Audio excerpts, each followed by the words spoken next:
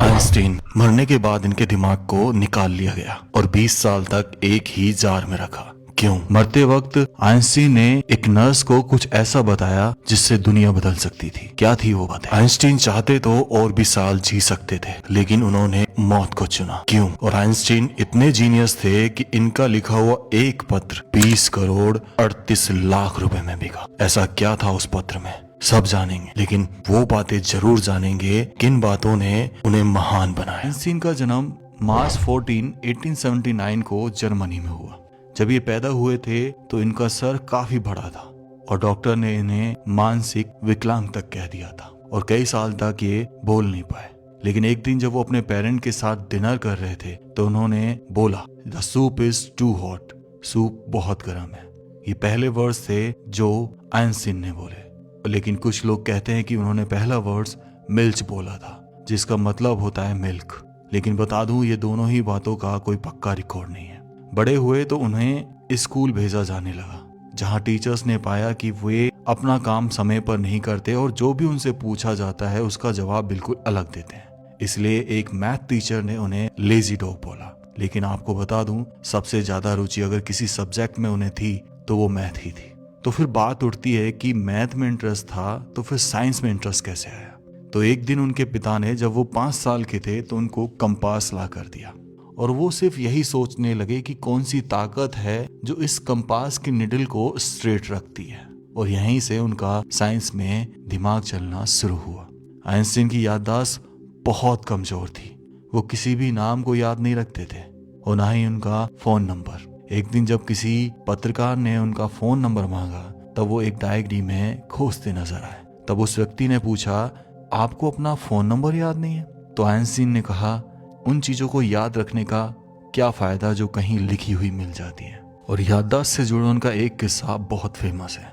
एक बार वो ट्रेन में सफर कर रहे थे, तभी वहां पर टीटी आता है और उनसे टिकट मांगता है। तो आइंस्टीन को वो टिकट याद नहीं था कि कहाँ रखा, इसलिए वो उसे कभी अपने बैग में ढूंढते थे तो कभी अपनी पॉकेट्स में। तब टीटी ने बोला कि मैं आपको जानता हूँ, आपने पक्का अपना टिकट लिया होगा, आप उसे ढूंढने की कोशिश ना कीजिए।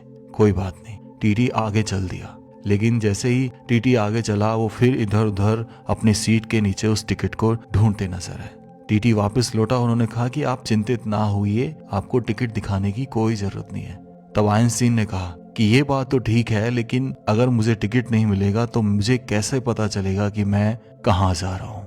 आइंस्टीन डेली 10 घंटा सोते थे क्योंकि वो पूरे फोकस के साथ अपने काम को करना पसंद करते थे। तभी ईयर आता है 1905, जब उनकी उम्र थी 26 साल और उन्होंने फोटो इलेक्ट्रिक इफेक्ट दिया। ये वो ईयर था जिसे मिरेकल ऑफ पेपर कहा जाने लगा, क्योंकि इसी साल उनकी सबसे प्रचलित स्पेशल थ्योरी ऑफ रिलेटिविटी भी आई। 1905 में वो 26 साल के थे और उन्होंने ऐसी थ्योरी दे दी थी E = mc², जिसके लिए आज तक उन्हें याद किया जाता है। लेकिन उन्हें नोबेल पुरस्कार इस थ्योरी के लिए नहीं मिला था, उन्हें नोबेल पुरस्कार मिला था फोटो इलेक्ट्रिक इफेक्ट के लिए। लेकिन उन्हें पता नहीं था कि इन्हीं फॉर्मूलाज का यूज करके एक दिन परमाणु बम बनाया जाएगा। जब उनकी थ्योरी ऑफ रिलेटिविटी आई तो एक पत्रकार ने उनसे उनके प्रयोगशाला के बारे में पूछा, तो उन्होंने अपने सर की तरफ इशारा करते हुए हल्का सा मुस्कुरा दिए और उनके उपकरण के बारे में पूछा तो उन्होंने अपना फाउंटेन पेन उठाया। तब उन्होंने बताया कि उनका दिमाग ही प्रयोगशाला है, उनका ये फाउंटेन पेन उनका उपकरण है। उस ड्यूरेशन में आइंस्टीन प्रोफेसर हुआ करते थे। तब उनके एक स्टूडेंट ने उनसे बोला कि सर, जो इस बार पेपर में प्रश्न आए हैं वो पिछली बार भी आए थे। आइंस्टीन ने बोला, बिल्कुल सही, लेकिन उत्तर इस बार बदल गए हैं। आइंस्टीन एनिमल लवर थे। उन्होंने एक बिल्ली पाली थी और वो बिल्ली अक्सर बारिश के समय में उदास रहा करती थी। आइंस्टीन उन्हें देखकर कहते थे कि तुम्हारे साथ बहुत गलत हो रहा है, लेकिन क्या करूं, मुझे ये नहीं पता कि मैं बारिश को कैसे बंद करूं।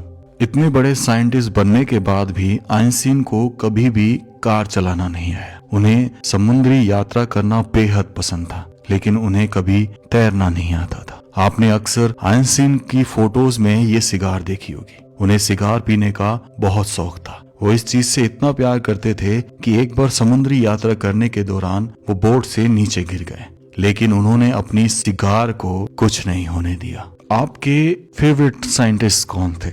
मोस्टली आप शायद यही कहें कि आइंस्टीन, लेकिन पता है आपको आइंस्टीन के भी एक फेवरेट साइंटिस्ट हुआ करते थे, गैलीलियो गैलीली, जिन्होंने दूरबीन में काफी सुधार करके ब्रह्मांड का अवलोकन किया था, जिन्होंने बृहस्पति के 4 बड़े चंद्रमाओं की खोज की थी और जिन्होंने प्रारंभिक थर्मामीटर बनाया था जिसे थर्मोस्कोप कहा गया। उनकी इस महानता को देखकर, उनकी इस खोज को देखकर उनके पास कई युवा आते थे और उनसे पूछते थे कि सर, सफल होने का, महान होने का क्या मंत्र है? उन्होंने सिर्फ एक वर्ड कहा, कंटिन्यूटी, यानी कि लगन, जिससे आपकी वैल्यू बढ़ेगी। उसी ड्यूरेशन में आइंस्टीन की पत्नी से सवाल किया गया, क्या आप आइंस्टीन के सिद्धांत को, थ्योरी को जानते हैं? तो उनकी पत्नी ने जवाब दिया, नहीं, लेकिन मैं अपने पति को जानती हूँ और उन पर विश्वास किया जा सकता है।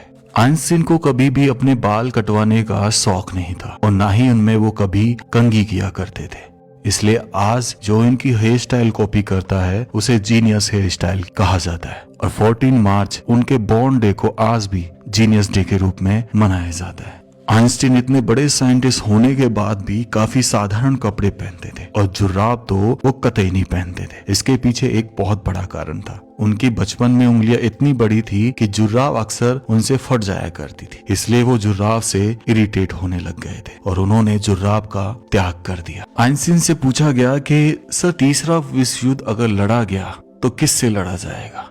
आइंस्टीन युद्ध को बहुत खराब मानते थे, लेकिन उन्होंने एक बात कही, तीसरा विश्व युद्ध का तो पता नहीं, लेकिन 4th विश्व युद्ध पत्थरों से लड़ा जाएगा। कैलिफोर्निया इंस्टीट्यूट ऑफ टेक्नोलॉजी ने आइंस्टीन को इनवाइट किया। तब उन्होंने वहां पर माउंट विल्सन पहाड़ के ऊपर मौजूद वेधशाला को देखा। उनकी पत्नी भी उनके साथ थी। उन्होंने वहां पर एक बड़ी दूरबीन देखी और वहां पर खड़े एक साइंटिस्ट से ये पूछा कि आप इस दूरबीन का इस्तेमाल किस लिए करते हैं? साइंटिस्ट ने सोचा कि इन्हें शायद कुछ पता नहीं है। तब उन्होंने कहा कि हम इससे ब्रह्मांड के रहस्य को खोजते हैं। तब पत्नी ने हंसते हुए जवाब दिया, कहा, पता नहीं कैसे पर मेरे पति तो मिली चिट्ठियों के पन्ने पर ही ये चीजें खोज लेते हैं। जब वहां गए, काफी लोग उनसे ऑटोग्राफ मांगते हैं और उनकी स्पीच का इंतजार करते हैं। उनका ऑटोग्राफ वो $5 में दिया करते थे और जब वो कहीं स्पीच देते थे तो $1000 लिया करते थे और इनसे मिली सारी संपत्ति को, धन को वो डोनेट किया करते थे।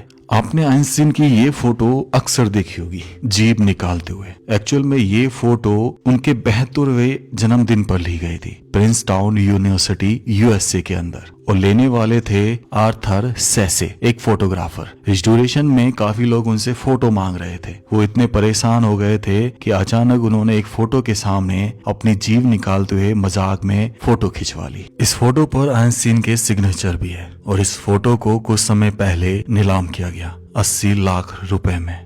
1952 में आइंस्टीन को इजराइल का राष्ट्रपति बनने के लिए ऑफर दिया गया, लेकिन आइंस्टीन ने मना करते हुए कहा कि मैं पॉलिटिक्स के लिए नहीं बना, मैं बना हूँ साइंस के लिए। आइंस्टाइन का एक पत्र 2018 में 20 करोड़ 38 लाख का नीलाम हुआ। ये पत्र मरने से 1 साल पहले 30 जनवरी 1954 को एक बुक राइटर एरिक कटकाइन को लिखा गया था, जिनकी बुक का नाम था choose life, the biblical call to revolt. उन्होंने ये बुक आइंस्टीन को पढ़ने के लिए भेजी। तब इस बुक के जवाब में उन्होंने ये लेटर लिखा था। उन्होंने इस लेटर में लिखा था कि मेरे लिए भगवान एक कमजोरी से पैदा हुआ लोगों का एक वर्ड है, मैं इस पर विश्वास नहीं कर सकता। बाइबल आदरणीय तो है, लेकिन प्राचीन कहानियों का एक संग्रह है। मुझे कोई भी कितनी भी रहस्यमय चीजें इस चीज पर विश्वास नहीं करा सकती कि भगवान कहीं है। आइंस्टीन 1939 में सोरबोर यूनिवर्सिटी गए थे और वहां पर उन्होंने एक चीज कही कि अगर मेरी थ्योरी सही साबित हो जाती है तो जर्मन मुझे एक आदर्श नागरिक का खिताब देगा और फ्रांस मुझे एक विश्व नागरिक का खिताब देगा, और अगर गलत साबित हुई तो फ्रांस मुझे जर्मन कहेगा और जर्मन मुझे यहूदी। मरने से 2 दिन पहले यानी 1855 16 अप्रैल को डॉक्टरों ने उनसे सर्जरी के लिए कहा, लेकिन उन्होंने सर्जरी के लिए मना कर दिया। अगर ये सर्जरी हो जाती तो आइंस्टीन कुछ और साल भी जी सकते थे। तब उन्होंने कहा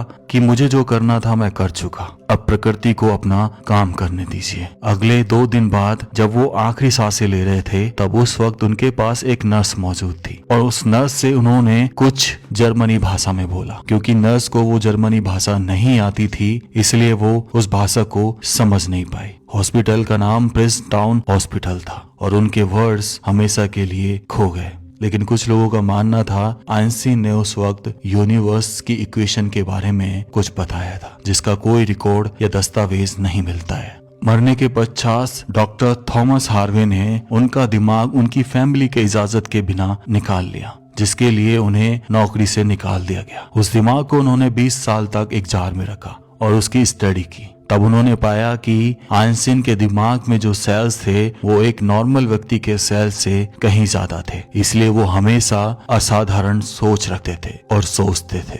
1999 में सदी की सबसे बड़ी मैगजीन टाइम्स मैगजीन ने पर्सन ऑफ द सेंचुरी यानी 20वीं सदी का सबसे महान आदमी का खिताब आइंस्टीन को दिया। लेकिन एक सबसे बड़ी बात जो शायद आपको हिला के रख दे, गैलीलियो गैली जिनकी मृत्यु 8 जनवरी 1642 को हुई, उसके ठीक 1 साल बाद सबसे महान वैज्ञानिक आइजैक न्यूटन का जन्म हुआ। वहीं जब जेम्स मैक्सवेल की डेथ हुई 1879 में, उसी ईयर आइंस्टीन का जन्म हुआ 14 मार्च 1879 को। इस व्लॉग को मैं यहीं एंड करता हूँ। राम राम से सभी को। खम्मा गणिसा राजस्थान, मेरा देश मेरा भारत। आपको कैसा लगा अपने विचार जरूर रखिएगा।